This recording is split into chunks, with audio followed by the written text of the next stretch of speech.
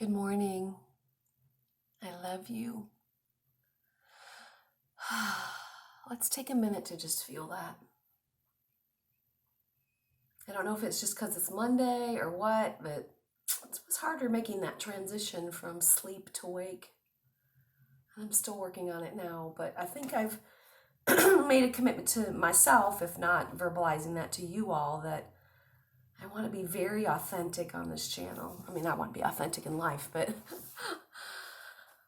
I'm going to let you see everything, even the days when I struggle, because that's likely what connects us, is that every day is not just full of sunshine and rainbows.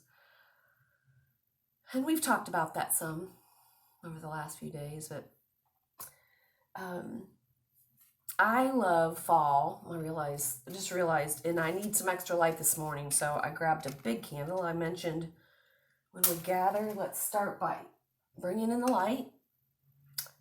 And this is 10 times as big as the little tea lights I've been lighting.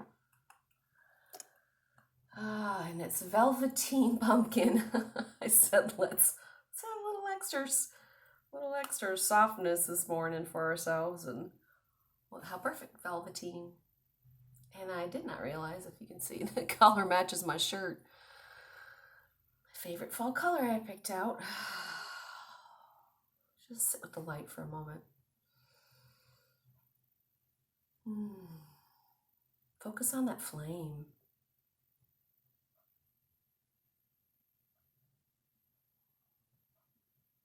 Put your candle at your heart center.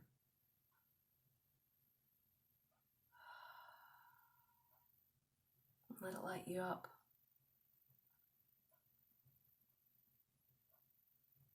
I read ahead today. Cup of tea. My peppermint got probiotic in it. It's a great brand. I've already forgot which brand, but life is meant to be lived moment by moment. There's a little heart on that. My dear friend Jackie in San Diego. You may not know, I moved from San Diego to Little Rock in 1998. I move that a little closer to me if I continue to need it. And I still have that mug. I have my favorites. I had a bookstore there that I loved on San Diego Bay in Seaport Village, Upstart and Crow. Believe it or not, I used to go there to study in college. It was quieter and easier to study in a public bookstore than it was in my library at Point Loma Nazarene College. Still there on the Sunset Cliffs. Such a beautiful place to go to school. I was very blessed. Let's take another moment. Just take another sip of tea. Turn up the corners of your mouth.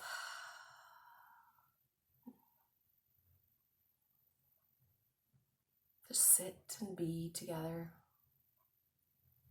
It'd be enough if this was all we did today.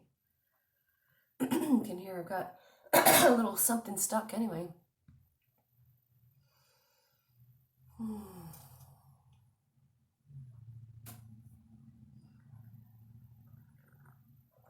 One more. See if I can wake up my voice. See if there's something more to share with you this morning. Happy November 9th, 2020. I realized as I've been creating these videos over the last few days, since I just started my channel, I've wanted to for quite some time, I finally had the courage to come out and just share my voice, my language, the thoughts on my heart and my mind, not claiming to be the authority in your life. Only you can be that. Only you can find your truth within. So I'm just sharing mine, maybe some things I've held back on in life because it might not have sounded exactly like everybody else around me.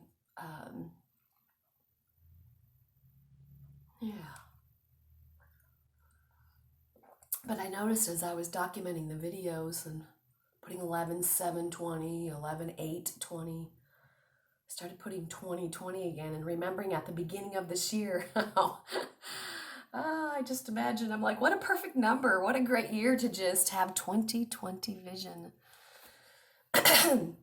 And though it may feel like it's been a harsh year in many ways, and we've had our individual and collective struggles, it's still an invitation to have 2020 vision. So no big surprise this morning as I was trying to motivate myself out of bed and into the day. I moved from my bed, to share a little bit about the morning, to the couch because my cat does this thing. We've been talking about changing the channel in our brains. And it seems like the mornings that I'm having a hard time getting up, she will come in my room and she will jump over my head. She'll just, like she's trying to interrupt my brain waves. So our animals, absolutely, I bet you already know that our animals can help us change the channel in our brain from the negative to the positive. We'll talk as we get to know each other again about losing words like good and bad and maybe even negative and positive, and we'll just use words like different instead. We'll use words like noticing what we're experiencing, but learning how not to be in judgment of it, but to hold it, to step into our observer self and witness what we're experiencing with neutrality and compassion.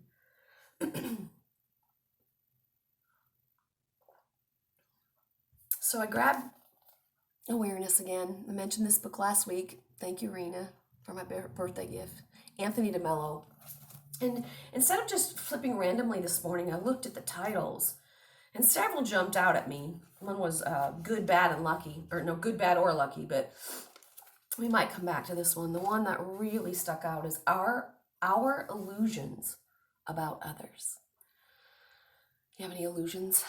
Have you been suffering in ways because you've had certain expectations for the people in your life, or you've had some illusions shattered lately? Every day, if you have expectations of others. So I did go ahead and read ahead. Sometimes I'm just discovering this along with you, but my brain was pretty asleep this morning, and I wanted to know a little bit about what I was getting us into. So I hope you're still with me. I think I kind of promised that these will be tools that will help raise our vibration. They are going to help wake us up. And waking up isn't always comfortable. So not really apologizing for that. I'm just hoping you don't run away. I think you've seen, if you've watched some of my other videos, the light around me will literally change. We did some smiling meditations over the weekend. And the light was just like blue and turquoise all around me by the time we were done. So this stuff works, but sometimes it's uncomfortable getting to it. Speaking of light, I am going to get some more light so y'all can see my face a little better. Oh, that looked kind of ghoulish past Halloween.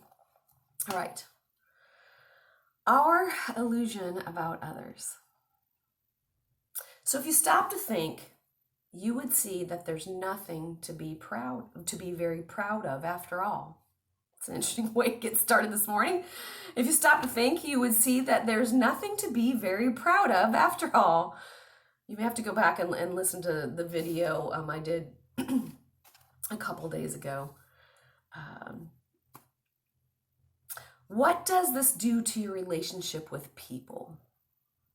What are you complaining about? A young man came to complain that his girlfriend had let him down, that she had played false. What are you complaining about? Did you expect any better?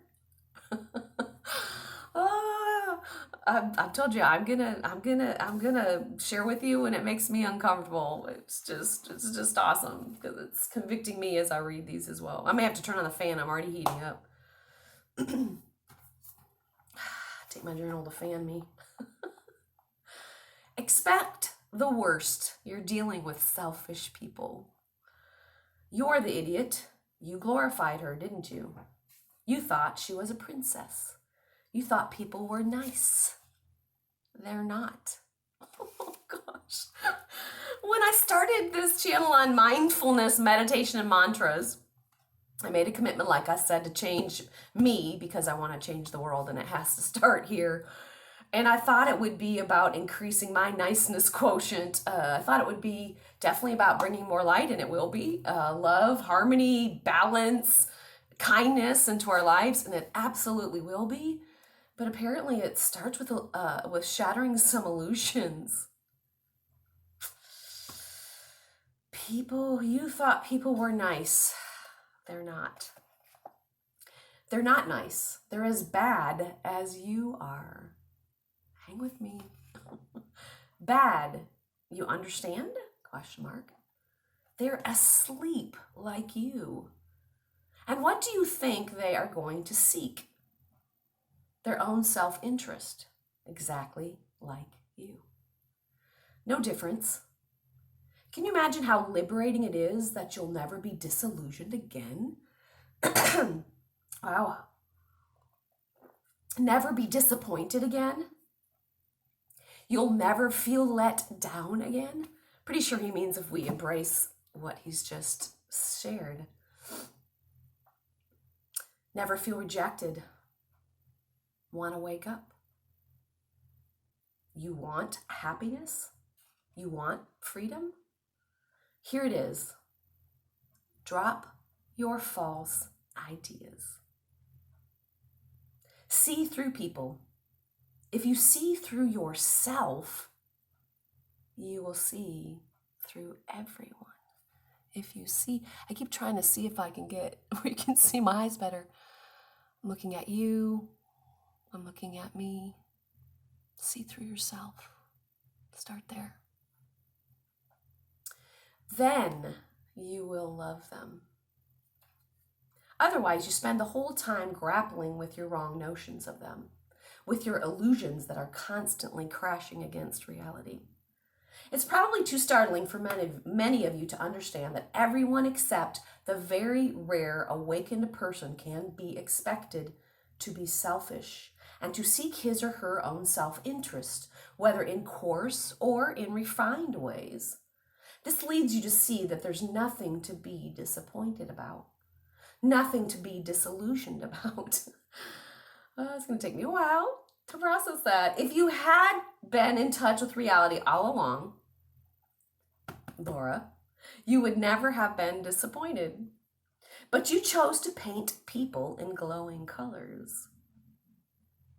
You chose not to see through human beings because you chose not to see through yourself. So you're paying the price now. Before we discuss this, let me tell you a story. Somebody once asked, what is enlightenment like? What is awaking like? It's like the tramp in London who is settling in for the night. Ready for a story? He's hardly been able to get a crust of bread to eat. Then he reaches this embankment on the River Thames. There was a slight drizzle, kind of like we had here in Arkansas yesterday, maybe this morning. So he huddled in his old, tattered cloak. He was about to go to sleep when suddenly a chauffeur-driven Rolls-Royce pulls up. Out of the car steps a beautiful young lady who says to him, "My poor man, are you planning on spending the night here on this embankment?" And the tramp says, "Yes." Probably didn't say quite so enthusiastically, did he? "Yeah." She says, "I won't have it. You're coming to my house and you're going to spend a comfortable night and you're going to get a good dinner."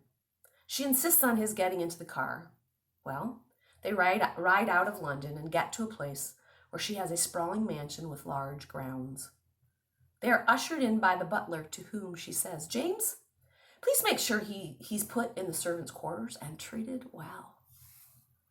Which is what James does. The young lady had undressed and was about to go to bed when she suddenly remembers her guest for the night. So she slips something on and pads along the corridor to the servants' quarters. She sees a little chink of light from the room where the tramp was put up. She taps lightly at the door, opens it, and finds the man awake. She says, "What's the trouble, my good man? Didn't you get a good meal?" And he said, "Never had a better meal in my life, milady." I added the milady, since it sounds like, what era? Can you imagine what country we're in? Tramps. I don't use that word anymore. And ladies in mansions padding through the corridor to get to the servants' quarters. Yeah. Makes me think of Downton Abbey. Can you picture that setting? "I never had a better meal in my life, lady. Are you warm enough? She asks. And he says, yes. Lovely, warm bed. Then she says, maybe you need a little company. Why don't you move over a bit? Huh? And she comes closer to him, and he moves over, and he falls right into the Thames. Ah, you didn't expect that one, did you? Enlightenment. Enlightenment. Wake up.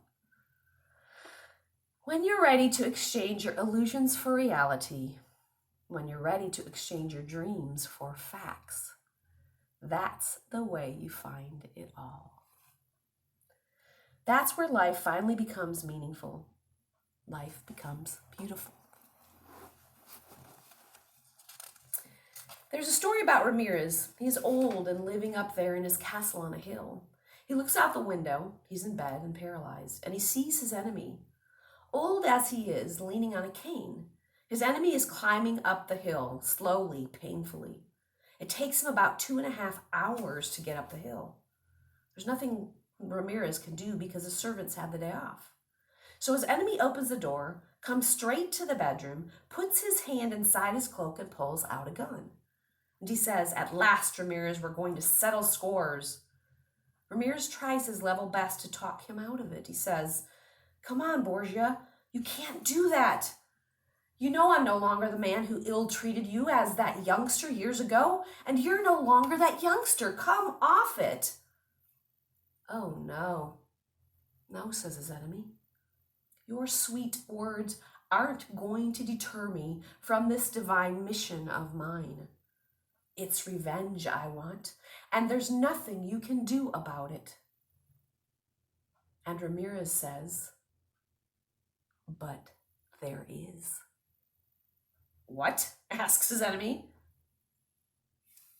I can wake up, says Ramirez. And he did. He woke up. That's what enlightenment is like. When someone tells you there is nothing you can do about it, you say, what do you say? There is. I can wake up. Is there anything you can do about anything in your life? I know lots of times you may feel defeated. I know I do at times. I feel powerless, feel like I can't change a thing. Is that true? Is there anything you can do about it? What's your answer? Say it with me. Yes, I can wake up. We may have to shatter some illusions like we're doing right now to face reality. The facts can actually be sweet if we believe Anthony de Mello or the experience of our own lives. All of a sudden, life is no longer the nightmare that it has seemed. Wake up. Somebody came up to me with a question. What do you think the question was? He asked me. Are you enlightened? What do you think my answer was? I've probably been asked that too, and I don't know why that's an uncomfortable one. Do I want to be enlightened? Yeah. Why does that word feel loaded? Let's read on. What? Let me get closer again. What does it matter? Huh? You want a better answer? My answer would be, how would I know? How would you know? What does it matter? I hope you're watching, Lisa. I have a dear friend in Eureka Springs. On those really, really hard mornings when I can't get up and meditate or pull out an inspiring book, I call my friend Lisa. She can hang with me in all my shapes and sizes, never judges me that I've ever been able to tell. Tell me if that's wrong, Lisa. And always seems to relate to me. And she'd get this. She'd get this. We've been talking about this. What does enlightenment mean? What does it matter? What does it matter if I'm kind? And sit with that. I know that's kind of loaded, and we'd have to unpack that a little bit for you to know exactly what I mean. Or just keep following. You know something? If you want anything too badly, you're in big trouble. Let me read that again. Of course we want some things. We want them passionately. And I'm going to go back to the beginning of that whole paragraph. You want a better answer. My answer would be, how would I know? This was the answer to the question, are you enlightened? And he replied, what does it matter? You want a better answer? My answer would be, how would I know? How would you know? What does it matter? If you want anything too badly, you're in big trouble. You know something else? If I were enlightened, and I know I'm reading him, so these are his words, but I'm speaking this from my heart. If I were enlightened and you listened to me because I was enlightened, then you're in big trouble. It feels, I don't know the words, ironic that I want. Here I've started a new YouTube channel and I want you to join me on the journey. Okay, let's pause there. There it is. It's not necessarily that I want you to listen to me. I actually wish this could be interactive. I want to hear from you. It's that I want it to be authentic. I want to be in touch with reality. I want to change so I can change my world. I want to even get in touch with my inner bitch. I put something on Facebook recently. I'd have to go back and read it. It was one of those little games you play where you can tap on it and it gives you the quote of what my inner bitch would say. And it was something along the lines of, I see more than you think I do. Maybe I know more than you think I might, or I don't know. I have to go back and read it. It's felt very on point. And why am I bringing that up? Oh, because the part of me that's thought I need to be nice all my life has actually suffered. I have swallowed my own truth, my own words at times. I've not defended myself, and that word's interesting too. We'll unpack that in future videos. What am I saying? I don't know. I think that's a whole other video. Let's go back to it. If I were enlightened and you listened to me because I was enlightened, then you're in big trouble. So don't just come and spend time with me to listen to what I have to say. See if it resonates with you. If it lands, keep it. If it doesn't, like we said before, let it pass on by like it's in a cloud. Imagine we have an imaginary trash can beside us, and anything that isn't yours that I share, just throw it in that trash can and find what is yours. Are you ready to be brainwashed by someone who's enlightened? You can be brainwashed by anybody, you know. What does it matter whether someone's enlightened or not? But see, we want to lean on someone, don't we? Yes, yes. I've been learning. I bought my house last August 2019, and I've lived here alone. I've been alone since I moved back to Little Rock in 2014. And sometimes that's painfully lonely. But it's been so important. It's been important to sit alone with myself, be alone with my own noise, sift through what's mine and what's others. Maybe that's part of what we're reading about today. But I still wanted to lean on someone. I still do. I want someone to ease my burdens at times. I want someone to celebrate with me when something good's happened and I'm excited. I want them to sit almost as if they're in my skin having that experience with me. Someone once said, I want a ticker tape parade everywhere I go. That might not be untrue. I want to see and experience that people are excited to see me, that I make a difference in their lives, that being in my presence makes some kind of difference, that they feel and experience their world differently when I'm around. Maybe that's different than wanting to lean on someone, but we want to lean on anybody we think has arrived. Sure. We love to hear that people have arrived. It gives us hope, doesn't it? What do you want to hope for? Isn't that another form of desire? It sounds like a Buddhist kind of question. Be hard to have a human experience and not have desires. And my life mastery coach, Felicia Searcy, look her up. Great coach if you want some extra support. Felicia would say that our desires are God's love letters to us. But the Buddhists might say that attachment is suffering and desires can lead to attachment. I'm not sure what Anthony de Mello is saying, but ask yourself. Ask yourself. Let's finish up here. You want to hope for something better than what you have right now, don't you? Otherwise, you wouldn't be hoping. But then, you forget that you have it all right now anyway, and you don't know it. And since you don't know it, I think I need to read that again. You want to hope for something better than what you have right now, don't you?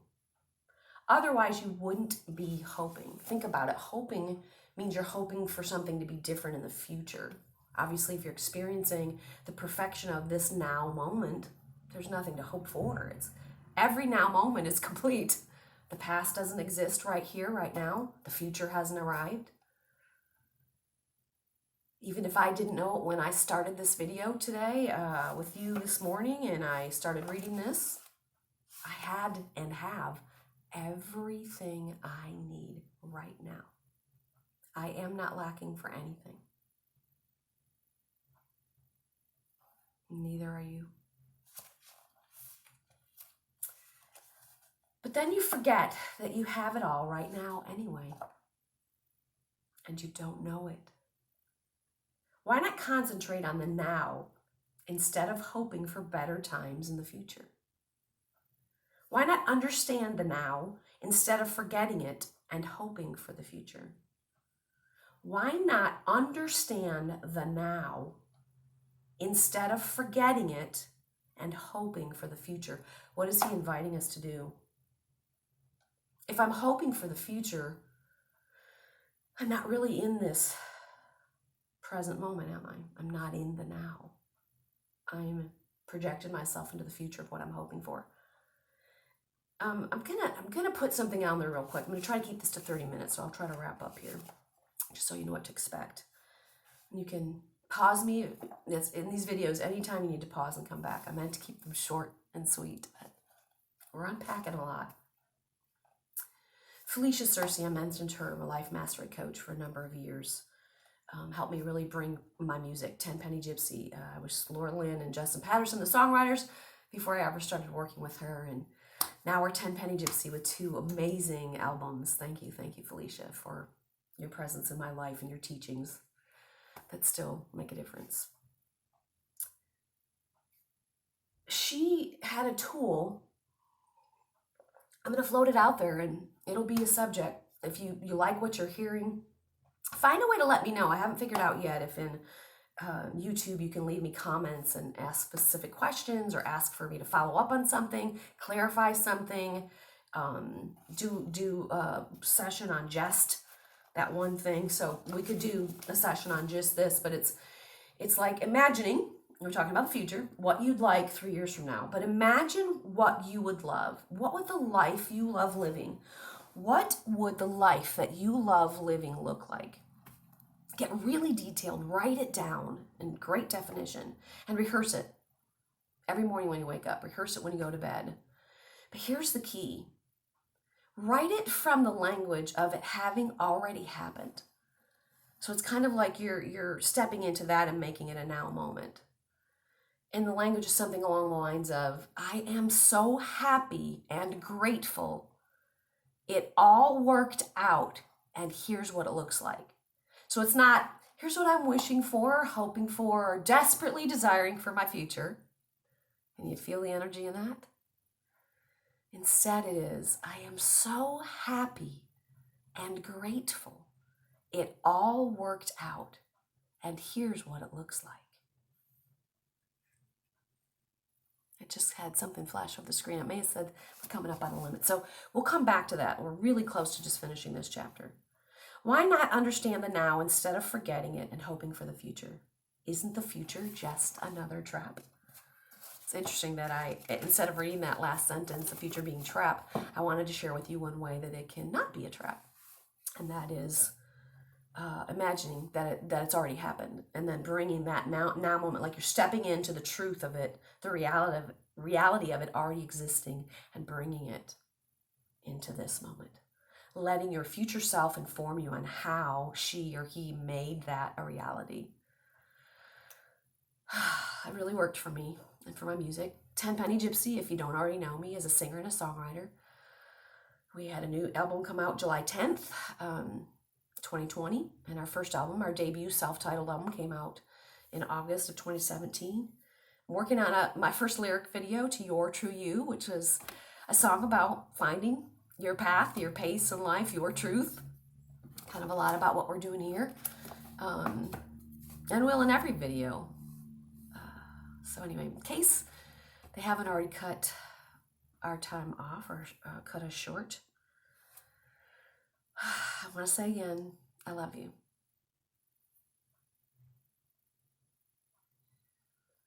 That Mayan mantra I taught you last week, in Lakesh,